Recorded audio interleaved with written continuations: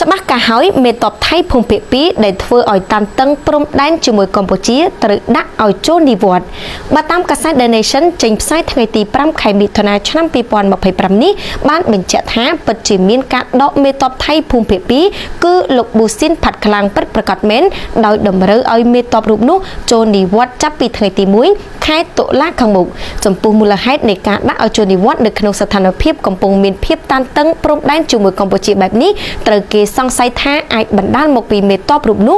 មានប្រតិកម្មលឿននិងតឹងរឹងជ្រុលពេកជាមួយកម្ពុជាទើបធ្វើឲ្យស្ថានភាពចំនួនប្រដាប់អាវុធព្រំដែនកាន់តែឡើងកម្ដៅរវាងប្រទេសទាំងពីរតើនរណាជាអ្នកស្នងតំណែងដ៏មានឥទ្ធិពលបន្ទាប់ពីឧត្តមសេនីយ៍ប៊ូស៊ីនផាត់ខ្លាំងនោះគឺបេក្ខជនចំនួន3នាក់ដែលបច្ចុប្បន្នជាមេបញ្ជាការរងនៃភូមិភាគ2ស្រាប់ដែលបេក្ខជនទី1លោកឧត្តមសេនីយ៍តូវរយុទ្ធរស៊ីលជាអតីតសិស្សសាលាយោធាចំនួនទី26បេក្ខជនទី2គឺវរៈសេនីយ៍តូណាត់ស្រីអ៊ីនរៀននៅចំនួនទី27នៃសាលាយោធាត្រូវបានតែងតាំងជាមេបញ្ជាការរងនៅភូមិភាគ2ចាប់តាំងពីឆ្នាំ2024និងបេក្ខជនទី3គឺឧត្តមសេនីយ៍តូណូរ៉ាធីបភុនុកគឺរៀននៅចំនួនទី